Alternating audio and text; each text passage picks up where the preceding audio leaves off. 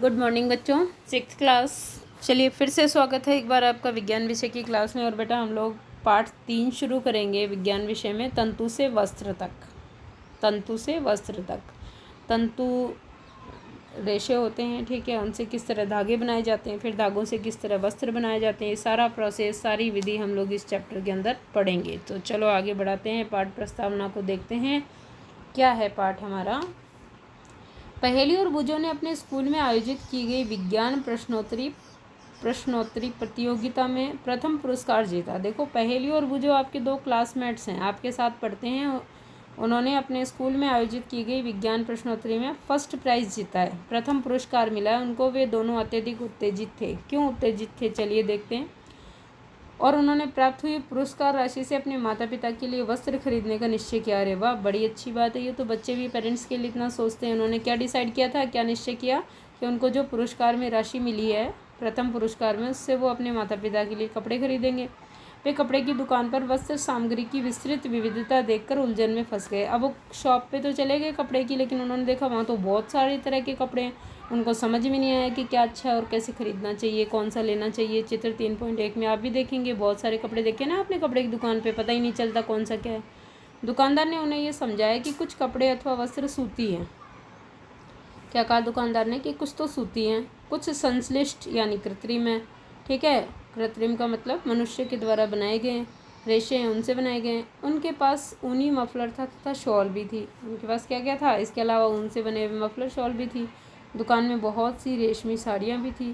पहली तथा बूझो अत्यधिक उत्तेजित दिखाई दे रहे थे। उन्होंने इन विभिन्न कपड़ों को स्पर्श किया, छूकर देखा और उनके बारे में जानकारी प्राप्त की।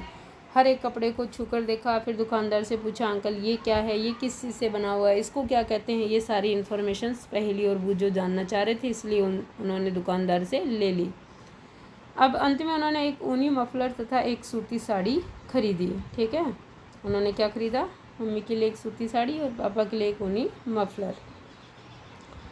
फिर कपड़े की दुकान का भ्रमण करने के पश्चात पहेली और बूझो ने अपने आसपास में विभिन्न प्रकार के वस्त्रों को ध्यान से देखना आरंभ कर दिया। इतने दिन तक उनको पता नहीं था कि वस्त्र जो है वो इतनी तरह के होते हैं, लेकिन दुकान में जाने के बाद उन्होंने इस चीज़ को वेरीफाई करने के लिए अपने आसपास के वातावरण में, घर में, ठीक है, अड़ोसी पड़ोसी, जहाँ भी जिनको कपड़ा देखने के लिए मिलता तो वो ट्राई करते थे, कोशिश करते थे उसको पहचानने की कि ये कैसा कपड़ा है।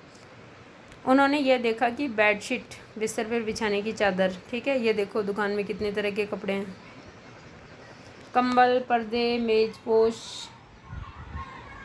तौलिए और झाड़न यानी डस्टर आदि सभी भिन्न भिन्न प्रकार के कपड़ों से बने हैं। यहाँ तक कि उनके अपने वस्त्र तथा बोरे भी किसी प्रकार के वस्त्र से बने हैं।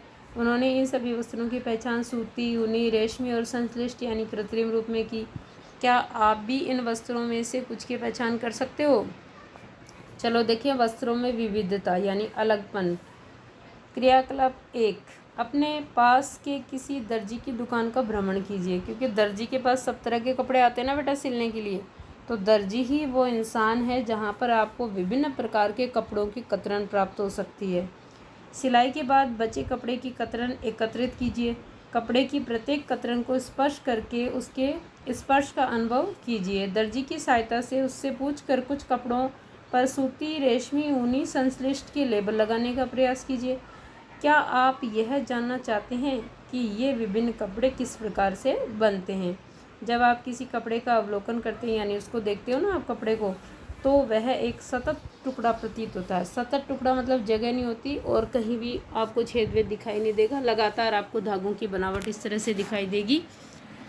अब इसे ध्यान से देखिए, आपने क्या देखा, ये देखो कपड़े की कतरन के विवर्धित दृश्य ऐसा दिखेगा। अगर माइक्रोस्कोप में देखेंगे तो इस तरह से, जैसे हम लोग चारपाई बुनते हैं ना निवार से, उस तरह से। क्रियाकलाप 2 करेंगे। सूती कपड़े का वही टुकड़ा चुनिए जिस पर आपने क्रियाकलाप 1 में लेबल लगाया था। इसके एक सिरे पर कोई ढीला धागा या तागा ढूंढने का प्रयास कीजिए और इसे बाहर खींचिए। कई बार आप देखो चादर से या अपने कपड़ों से कहीं से भी एक धागा जो उभरा हुआ था उसको खींच लेते तो पूरी जगह खाली जगह बन जाती है ना, लाइन बन जाती है, चौड़ाई दिखाई देता है, यहाँ से धागा निकाला हुआ है।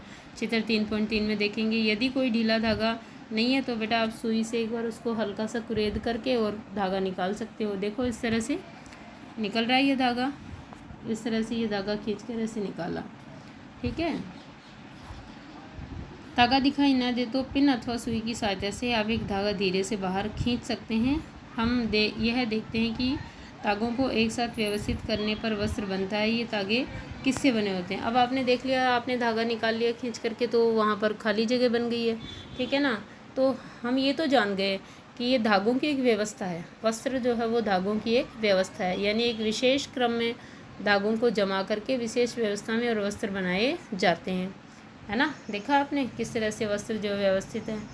अब ये भी देखना पड़ेगा कि आखिरकार ये धागे जो आए हैं, ये धागे या तागे जो हैं वो भी किससे बनते हैं। तो इसके बारे में हम लोग कल के वीडियो में अध्ययन करेंगे। आप PDF को ध्यान से पढ़ना, थोड़ा आगे के पैराग्राफ भी पढ़ना अपनी बुक से, ताकि आपको कल के वीडियो में और आनंद आए।